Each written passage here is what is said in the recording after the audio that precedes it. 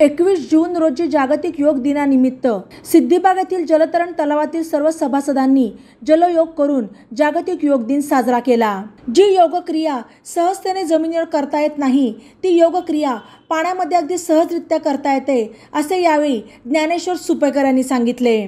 जलयोगाने शरीर लवचिक होऊन दबलेल्या नसांमधील रक्तप्रवाह सुरळीत होण्यास मदत मिळते। नियमित जलयोग केल्याने बऱ्याचशा लोकांना कमरेच्या सायटिकासारख्या तसेच व्हेरिकोज व्हेन्स सारख्या नसांच्या गंभीर आजारापासून सुटका होण्यास मदत मिळते।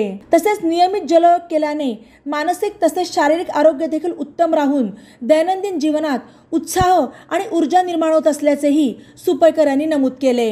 यावेळी सिद्दीबाग जलतरण तलावाचे कुलकर्णी सर, सभासद हरिभाऊ डोळसे, राजेंद्र डांगे, अशोक कुमार आहुजा, किरण येवलेकर, पहलवान सचिन बर्डे, अनिल गांधी, महेश कुलकर्णी, अभिजित श्रीकांत पाडळकर, राजेंद्र गांधी, राजन साळुंके, विजय पळशीकर, विजय कुलथे, मदन पुरोहित आदी उपस्थित होते।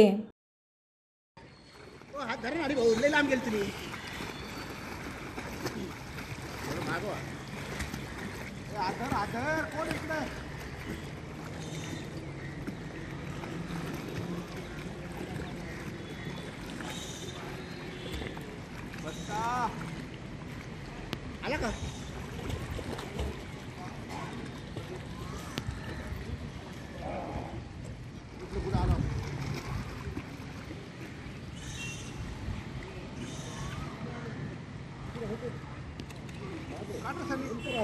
चालू आहे।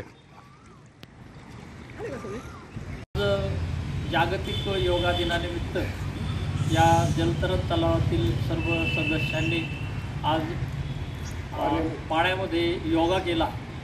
पाण्यामधले काही योग असे आहेत की जे आपण जमिनीवरती करू शकत नाही, जमिनीवरती बॅलन्स होत नाही, असे काही योगा आपण पाण्यामध्ये करतो आणि त्याच्यामध्ये आपल्या शरीराला फ्लेक्झिबिलिटी मिळते। त्याचबरोबर आपल्या शरीरातला जो रक्तप्रवाह आहे तो व्यवस्थित होतो।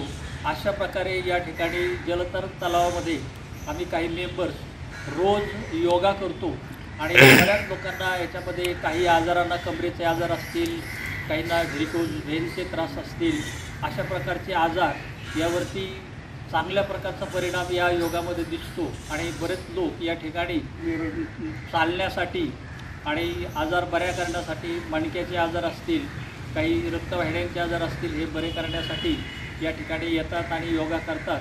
त्याचा बऱ्याच जणांना फायदा झाला आहे।